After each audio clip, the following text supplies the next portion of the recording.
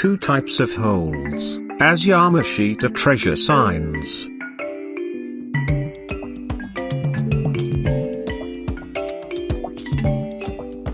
One among the most common and confusing Yamashita treasure sign are the holes. The reason why holes are very confusing for most treasure hunters is due to the reason that it isn't easy to distinguish them if they are man-made or natural. There are actually many interesting and strange holes around our natural environment that most amateur treasure hunters often suspect them as Yamashita treasure signs. As a result, they tend to put work on it, only to get disappointed at the end, where they find nothing.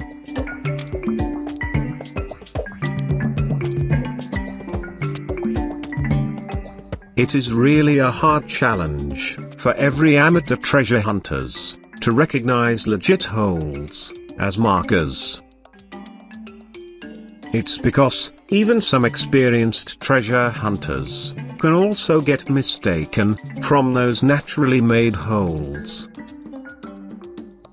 Confirming the authenticity of a certain hole or holes as a sign is best confirmed by the presence of any other signs or markers nearby. One good example is when you found a narrow sign pointing directly into the hole.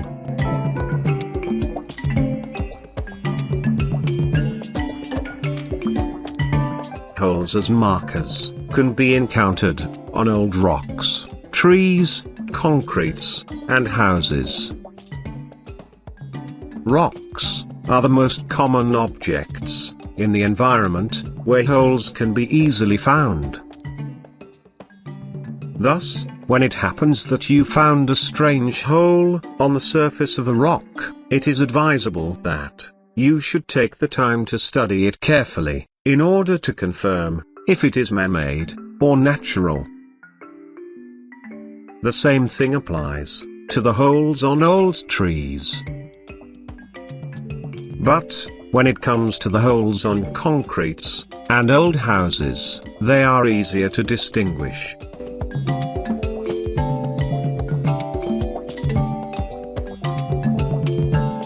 Now, there are two types of holes. The first one is the shallow depth of holes, or half-through holes. While the second type of hole is the through-and-through hole.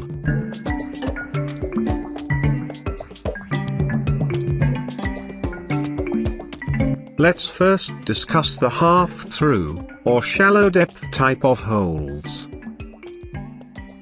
These are the type of holes that are commonly encountered by most treasure hunters. The depth of the holes can range from 1 inch and above. But single hole consisting of 1 inch to 10 inches depth often denote the presence of a hidden treasure on that area. If there is more than one hole, then they could refer to multiple separate deposits, or certain number of distances. The way how the holes are arranged in their position can give more accurate details to what they mean. Based on my personal experience as a treasure hunter, I already encountered holes arranged in triangle, square, or rectangle, circle, curve, and straight line.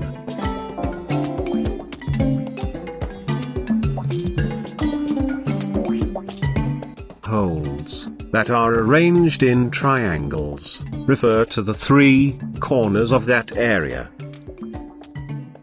If there are multiple deposits, then these 3 corners have deposits, but for single deposits, only one among the 3 corners is where the treasure deposit is buried. Holes that are arranged in square or rectangle mean that the deposit is contained inside a vault, which can be very hard to break. It's because the square, or rectangle arrangement of the holes, pertains to a well-secured hidden item. Holes that are arranged in circle are the best among all the other arrangements, because it confirms the digging spot. Holes that are arranged in curve means that you need to inspect the entire body of the object where the holes are embedded, and if it's possible, you may have to break it apart.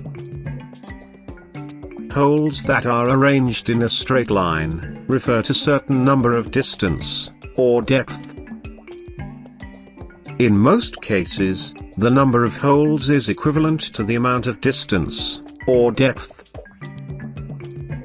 The holes can also mean the number of rocks, or trees nearby.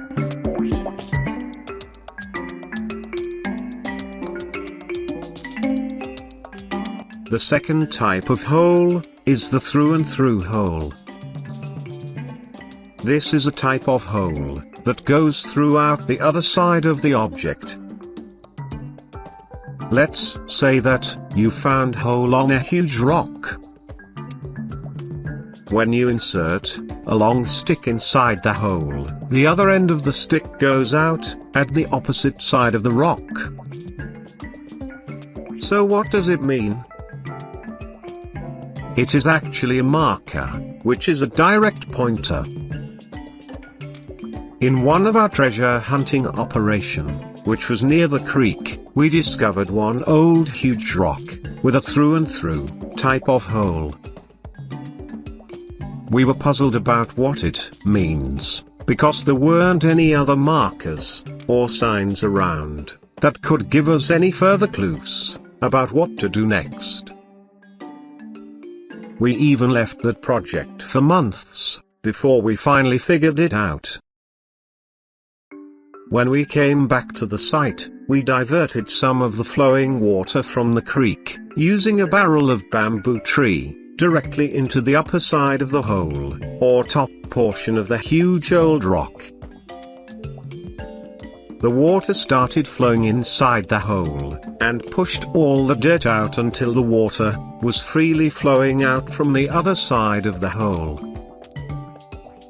The spot where the water drops was the exact spot where the item was hidden.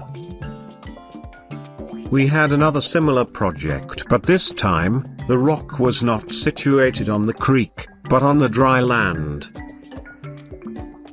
So instead of water, we used a torch or flashlight in pinpointing the exact location of the digging spot during the night time.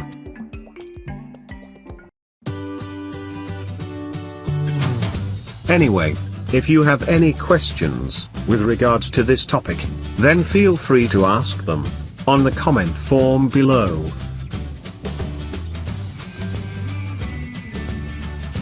Moreover, have you enjoyed watching this video? If your answer is yes, and you are new to my channel, then you may want to subscribe and hit the like button. You are also free to share to your friends, or to someone who may find it helpful. If you prefer a reading material about treasure hunting, then I recommend visiting my blogging website at treasurehunt.club. Thank you very much for watching, and happy treasure hunting.